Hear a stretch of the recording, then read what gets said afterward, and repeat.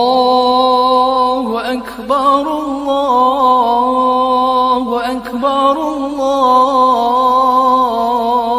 أكبر لا إله إلا الله والله أكبر الله أكبر ولله الحمد. Kelima, atas nama almarhum Bapak Haji Syahroni bin Kantari, Ibu Haja Syaudah binti Jurebi. Yang ketiga, Bapak Syamsuddin bin Haji Syahroni, Bapak Syahidun bin Haji Syahroni, Bapak Trimo bin Haji Wahab, Bapak Siti Jubaidah binti Haji Syahroni, dan Matori bin Haji Syahroni.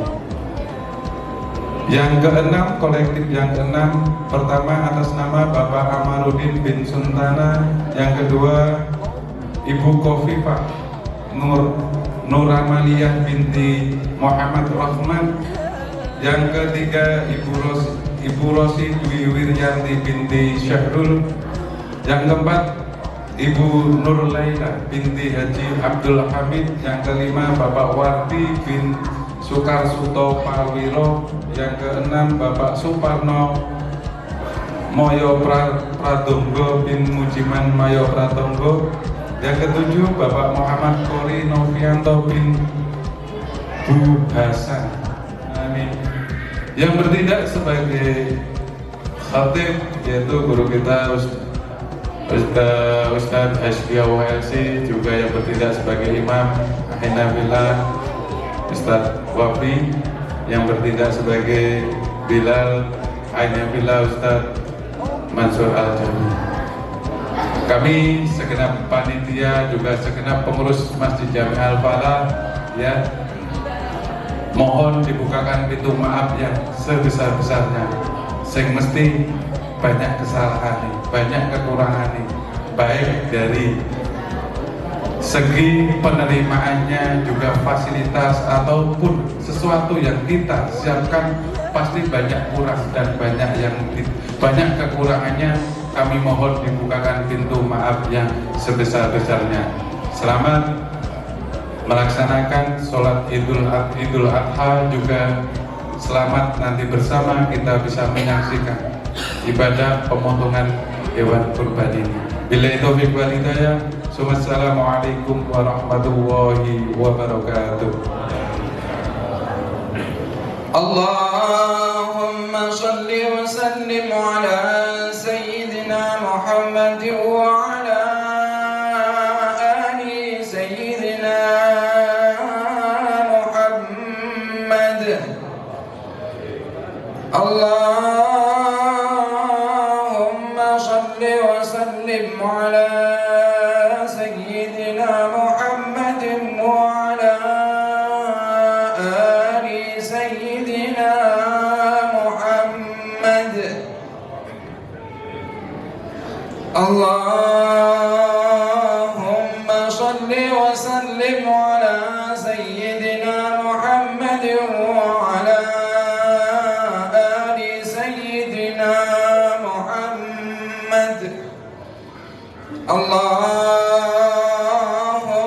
salli wa sallim ala Sayyidina Muhammad wa ala ali Sayyidina Muhammad.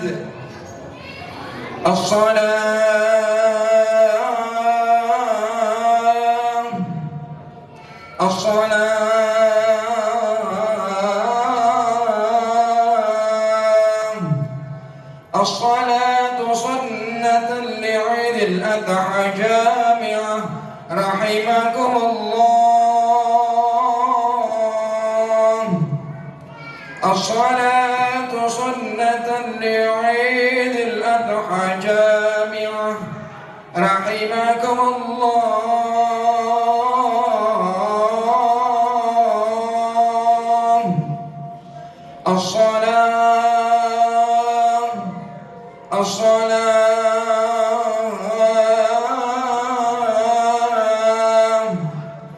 الصلاة لا إله إلا الله محمد رسول الله. صلى الله عليه وسلم. لا إله إلا الله محمد رسول الله. استووا.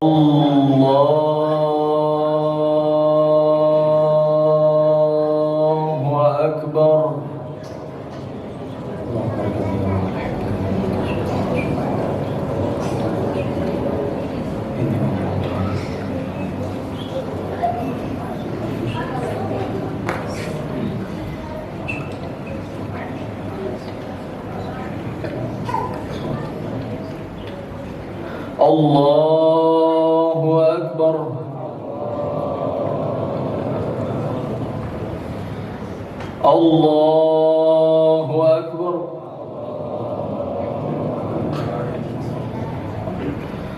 الله أكبر.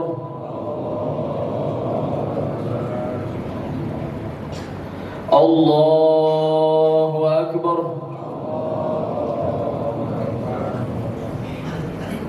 الله أكبر.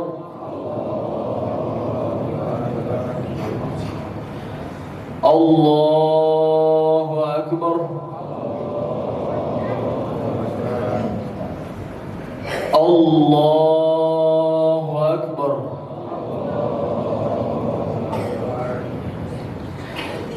بسم الله الرحمن الرحيم. الحمد لله رب العالمين الرحمن الرحيم مالك يوم الدين إياك نعبد وإياك نستعين اهدنا الصراط المستقيم صراط الذين أنعمت عليهم غير المغضوب عليهم ولا الضالين.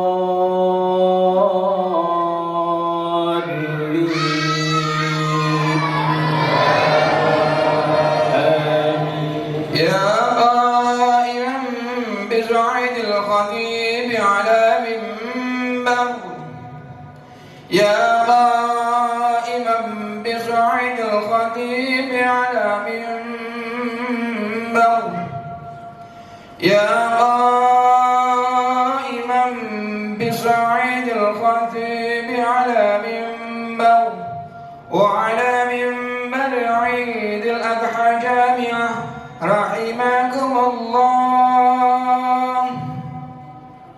أنصتوا واسمعوا وأطيعوا رحمكم الله. أنصتوا واسمعوا وأطيعوا رحمكم الله.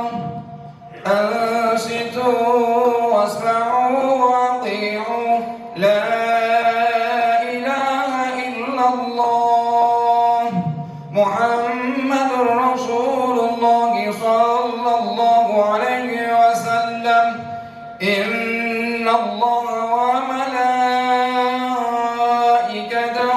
يصلون على النبي يا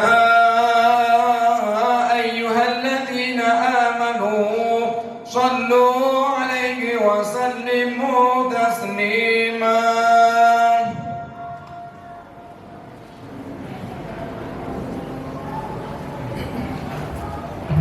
Assalamualaikum warahmatullahi wabarakatuh. الحمد لله رب العالمين. اللهم صل وسلم على سيدنا محمد وعلى آل سيدنا محمد. اللهم صل على سيدنا محمد وعلى آل سيدنا محمد. اللهم صل وسلم على سيدنا محمد وعلى آل سيدنا محمد. اللهم اغفر لإسلامنا المسلمين والمسلمات والمؤمنين والمؤمنات الأحياء منهم والأموات وانصر على معين الدين. رب اختم لنا منك بخير أجمعين والحمد لله رب العالمين. Allahu Akbar, Allahu Akbar, Allahu Akbar. Allahu Akbar, Allahu Akbar, Allahu Akbar. Allahu Akbar, Allahu Akbar, Allahu Akbar kabira. Walhamdulillahi katsira. Wa subhanallahi bukratan wa asila. La ilaha illallah wahdah. Sadaqa wa'dah wa nasara 'abdah. وأعز جنده وهزم الأحزاب وحده لا إله إلا الله والله أكبر الله أكبر ولله الحمد الحمد لله الذي خلق الزمان وفضل بعضه على بعض فخص بعض الشهور والأيام والليالي بمزايا وفضائل يعظم فيها الأجر والحسنات أشهد أن لا إله إلا الله وحده لا شريك له وأشهد أن سيدنا ونبينا محمدا عبده ورسوله الداعي بقوله وفعله إلى الرشاد اللهم فصل وسلم وبارك على عبدك ورسولك النبي الأمي محمد وعلى آله وأصحابه هداة الأنام في أنحاء البلاد أما بعد فيا أيها الناس اتقوا الله تعالى بفعل الطاعات فقد قال الله تعالى في كتابه العزيز وهو أصدق القائلين إنا أعطيناك الكوثر فصل لربك وانحر إن شانئك هو الأبتر وقال أيضا ولله على الناس حج البيت من استطاع إليه سبيلا ومن كفر فإن الله غني عن العالمين معاشر المسلمين والمسلمات جماعة صلاة عيد الأضحى رحمكم الله. Mudah-mudahan semua yang hadir di tempat ini akan merasakan betapa besar nikmat-nikmat Allah yang telah dianugerahkan pada kita. Nikmat itu tak akan bisa dihitung dalam angka dan angan-angan. Nikmat itu akan terus mengiringi setiap langkah kita dalam kehidupan. Untuk kita syukuri dan kuatkan serta diwujudkan melalui lisan, tindakan dan perbuatan serta amalan dalam keseharian. Alhamdulillahirabbil alamin. Itulah kalimat yang harus selalu kita tancapkan dalam lahir dan batin kita, agar nikmat yang kita terima tetap abadi dan kita tetap yakin bahwa Allah Subhanahu wa taala hanya satu-satunya yang tidak ada yang tidak mungkin baginya. Mudah-mudahan kita termasuk golongan orang-orang yang mukmin, orang-orang yang senantiasa ditambah nikmatnya oleh Allah Subhanahu wa taala Rabbul Alamin. Amin amin ya Allah ya Rabbal Alamin. Di antara nikmat yang tidak bisa kita pungkiri saat ini adalah Allah berikan kita umur yang panjang, kesehatan dan kesempatan yang senantiasa mengiringi sehingga kita bisa merasakan nikmat berhari raya Idul Adha 1445 Hijriah bersama orang-orang yang kita cintai. Nikmat ini harus kita iringi juga dengan menguatkan takwa kepada Ilahi Rabbi, dengan menjalankan perintahnya yang suci dan meninggalkan larangannya dalam kehidupan kita sehari-hari. Allah Subhanahu wa taala telah berfirman dalam Al-Qur'an surah Al-Imran ayat 102, A'udzu billahi minasyaitonir rajim. Ya ayyuhalladzina amanu taqullaha haqqa tuqatih wa la tamutunna illa wa antum muslimun. Hai orang-orang yang beriman, hendaklah kalian bertakwa kepada Allah Subhanahu wa taala dengan takwa yang sebenar-benarnya, dan janganlah kalian mati kecuali dalam keadaan muslim. Allahu akbar, Allahu akbar, Allahu Akbar walillahil hamd. Ma'asyiral muslimin dan muslimat jamaah salat Idul Adha rahimakumullah. Idul Adha merupakan hari raya umat Islam yang selalu diwarnai dengan kemeriahan dan kebersamaan. Dari hal ini muncullah cinta dan juga kebahagiaan. Semua ini dapat kita rasakan dalam rangkaian ibadah seperti sholat Id berjamaah dan juga dalam ibadah haji yang telah dijalankan oleh saudara-saudara kita, juga dalam rangka melaksanakan kegiatan kurban. Kita berkumpul bersama di masjid yang mulia yang penuh keberkahan untuk bersama-sama melaksanakan sholat Idul Adha sebagai wujud penghambaan dan ketaatan. Semua berkumpul tanpa memandang status kehidupan. Semua sama di hadapan Allah Subhanahu wa taala dengan pembeda hanya ketakwaan. Para jamaah haji di tanah suci pun begitu. Mereka berdatangan dari berbagai penjuru dunia. Iman dan ketakwaan telah menyatukan mereka.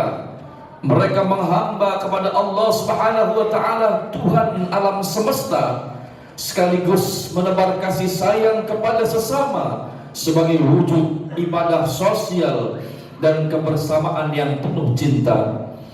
Di mana kebersamaan dalam ibadah haji dan salat Idul Adha tentu akan memperkuat ikatan ukhuwah Islamiyah, persaudaraan di antara kita. Dari sinilah akan tumbuh rasa cinta untuk senantiasa menghormati sesama. Kita memang diciptakan di dalam kesukuan, bangsa, warna kulit dan budaya yang berbeda-beda.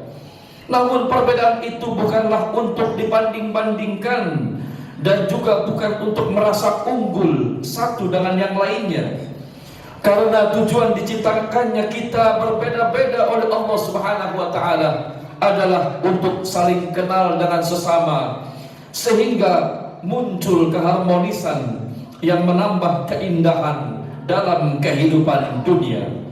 Allah Subhanahu wa taala telah berfirman menegaskan akan hal itu dalam surah Al-Hujurat ayat 13. A'udzubillahi minasyaitonir rajim. Ya ayyuhan nas, inna khalaqnakum min dzakari wa untha wa ja'alnakum syu'uban wa qabaila lita'arafu. Inna akramakum 'indallahi atqakum. Innallaha alimul khabir. Hai manusia, sesungguhnya kami telah menciptakan kalian dari seorang laki-laki dan perempuan. Kemudian kami menjadikan kalian berbangsa-bangsa dan bersuku-suku agar kalian saling mengenal. Sesungguhnya yang paling mulia di antara kalian di sisi Allah adalah orang yang paling bertakwa. Sesungguhnya Allah Maha mengetahui lagi Maha teliti. Oleh karena itu, ma'asyiral muslimin wal muslimat jamaah salat Idul Adha rahimakumullah, mari kita tinggalkan sifat dan sikap merasa unggul dalam materi dan kekayaan. Jauhi sikap merasa lebih mulia karena nasab atau keturunan. Hindari merasa lebih menarik dalam penampilan fisik dan pakaian. Ciptakan kehidupan yang saling menghormati dalam perbedaan. Wujudkan kerukunan dan tumbuhkan cinta pada perdamaian. Karena sekali lagi yang dinilai oleh Allah Subhanahu wa taala hanyalah ketakwaan. Rasulullah sallallahu alaihi wasallam telah menegaskan hal itu dalam sabdanya, la yu'minu ahadukum hatta yuhibba li akhihi ma yuhibbu li nafsihi. Tidaklah sempurna iman seseorang di antara kalian sampai ia mencintai saudaranya sesuatu yang ia cintai untuk dirinya sendiri. Hadis riwayat Bukhari Muslim. Allahu akbar, Allahu akbar, Allahu akbar walillahil hamd. Ma'asyiral muslimin wal muslimat jamaah salat Idul Adha rahimakumullah. Selain salat Idul Adha dan berhaji di tanah suci, maka rasa cinta juga bisa kita tumbuhkan dari ibadah kurban yang kita jalani. Kurban yang dilakukan dengan menyembelih hewan ini adalah simbol kita menyembelih dan membuang sifat-sifat kebinatangan yang bersemayam di dalam diri. Sombong, rakus, egois, serakah, dan mau menang sendiri menjadi sifat yang harus kita basmi dan hindari. Selanjutnya, cinta dan saling mengasihi harus kita pupuk dalam hati dan diri kita pribadi. Perlu kita sadari bahwa kurban adalah ibadah yang berdimensi horizontal, hablum minan nas, untuk mengasah bagaimana kepedulian sosial kita kepada sesama, di mana kurban bukan hanya ibadah taqarrub kepada Allah Subhanahu wa taala yang memiliki dimensi vertikal. Dengan kurban kita berbagi kebahagiaan dengan saling berbagi sedekah dan amal. Kita harus berupaya menghilangkan sekat yang membatasi secara optimal sehingga kehidupan bersama ini akan bisa berjalan baik dan maksimal. Mari kita sisihkan harta yang kita miliki dengan berbagi. Janganlah khawatir harta kita akan berkurang karena banyak memberi, sebagaimana sabda Rasulullah sallallahu alaihi wasallam, "Ma naqasat malun min sadaqah," bahwa harta yang disedekahkan itu tidak akan pernah berkurang dengan izin Allah Subhanahu wa taala. Allah lah sang pemberi rezeki yang telah melipat gandakan sedekah kita yang kita lakoni. Allah Subhanahu wa taala telah menegaskan hal itu dalam surah Al-Baqarah ayat 261. A'udzu billahi minasyaitonir rajim. Mathalul ladzina yunfiquna amwalahum fi sabilillah kamathali habbah ambatat sab'a sanabila fi kulli sunbulatin mi'atu habbah wallahu yudha'ifu liman yasha wallahu wasi'un 'alim. Perumpamaan orang-orang yang telah mengeluarkan hartanya di jalan Allah Subhanahu wa taala adalah seperti orang-orang yang menabur sebutir biji, sebutir benih yang menumbuhkan 7 tangkai. Pada setiap tangkai itu ada 100 biji. Allah melipat gandakan pahala bagi siapa yang Dia kehendaki. Allah Maha Luas lagi Maha Mengetahui. Kemudian Rasulullah SAW juga mengingatkan kepada kita, "Ma ahsana 'abdun as-sadaqah illa ahsanallahu 'azza wa jalla al-khilafata 'ala tirkatih."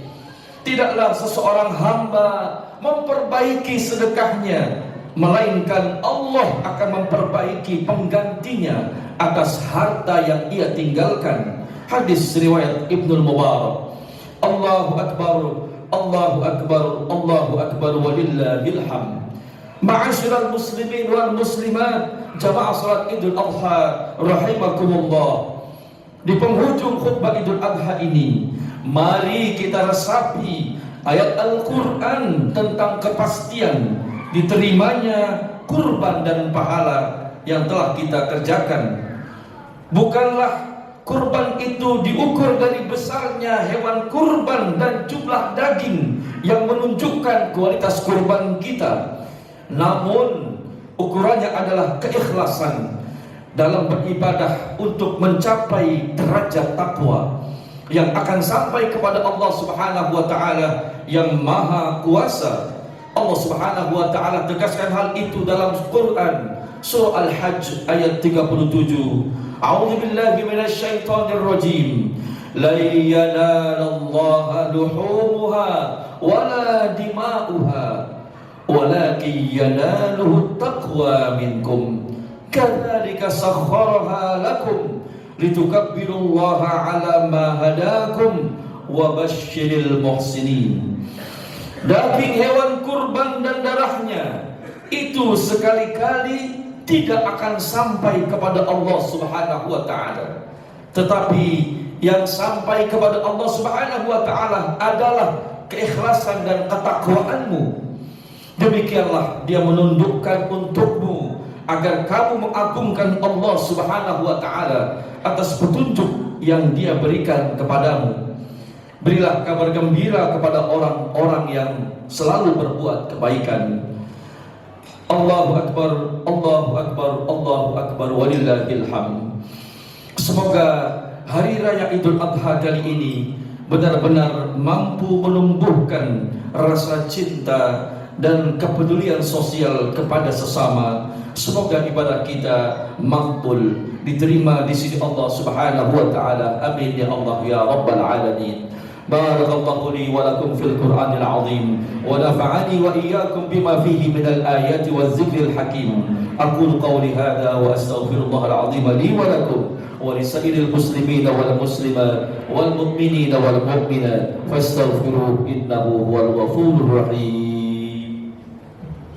Allahumma shalli wa sallim ala sayyidina Muhammadin wa ala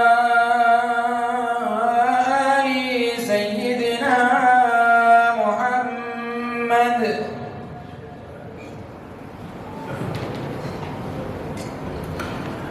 Allahu Akbar, Allahu Akbar, Allahu Akbar.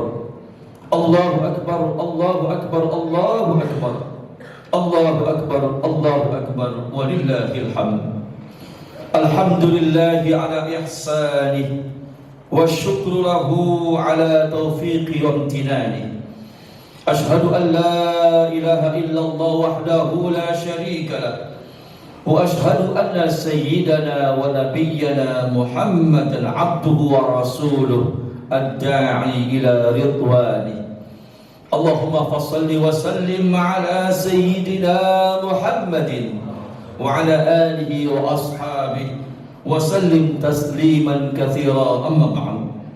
Faya ayuhan nas ittaqullaha fima amar wantahu amma naha wa'lamu anna Allaha amarakum bi amrin bada'a fihi bi nafsihi wa thanna bi malaikatihi al-musabbihati bi qudsihi faqala ta'ala mukhbiran 'alima inna Allaha wa malaikatahu yusalluna 'alan nabi ya ayyuhalladhina amanu sallu 'alaihi wa sallimu taslima.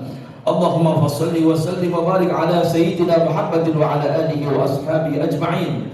وارض اللهم عن أربعة الخلفاء الراشدين ساداتنا أبي بكر وعمر وعثمان وعلي وعن بقية الصحابة والتابعين وتابع التابعين ومن تبعهم بإحسان إلى يوم الدين وعلينا معهم وفيهم برحمتك يا أرحم الراحمين. اللهم اغفر للمسلمين والمسلمات والمؤمنين والمؤمنات الأحياء منهم والأموات إنك سميع قريب مجيب الدعوات يا قاضي الحاجات.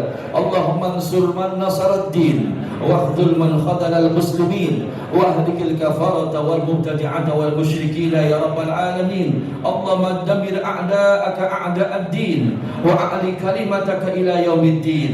اللهم ارفع عنا الغلاء والوباء والبلاء والفحشاء والمنكر والسيوف المختلفة والشدائد ما ظهر منها وما بطن من بلدنا إندونيسيا خاصة ومن بلدان المسلمين عامة إنك على كل شيء قدير. اللهم اجعل هذا البلد آمنا مطمئنا سخاء رخاء وسائر بلاد المسلمين يا رب العالمين. ربنا اغفر لنا ولإخواننا الذين سبقونا بالإيمان ولا تجعل في قلوبنا غلا للذين آمنوا ربنا إنك رؤوف رحيم. ربنا ظلمنا أنفسنا وإن لم تغفر لنا وترحمنا لنكونن من الخاسرين. ربنا آتنا في الدنيا حسنة وفي الآخرة حسنة وقنا عذاب النار. عباد الله إن الله يأمركم بالعدل والإحسان وإيتاء ذي القربى وينهى عن الفحشاء والمنكر والبغي يعظكم لعلكم تذكرون. فاذكروا الله العظيم يذكركم واشكروه على نعمه يزدكم ولذكر الله أكبر والله يعلم ما تصنعون. والسلام عليكم ورحمة الله وبركاته.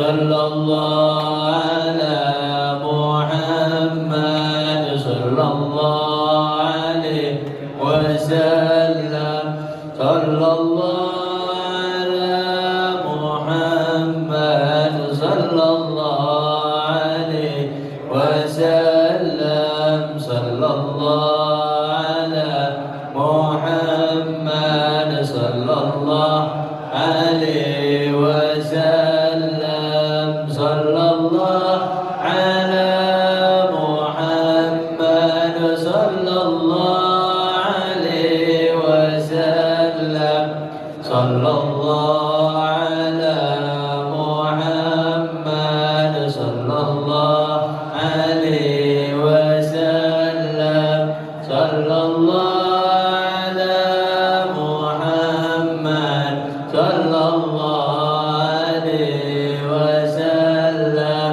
صلى الله على محمد صلى الله عليه وسلم صلى الله على محمد صلى الله عليه وسلم صلى الله على محمد صلى الله عليه وسلم صلى الله على محمد صلى الله عليه وسلم صلى الله على محمد صلى الله عليه وسلم صلى الله على محمد صلى الله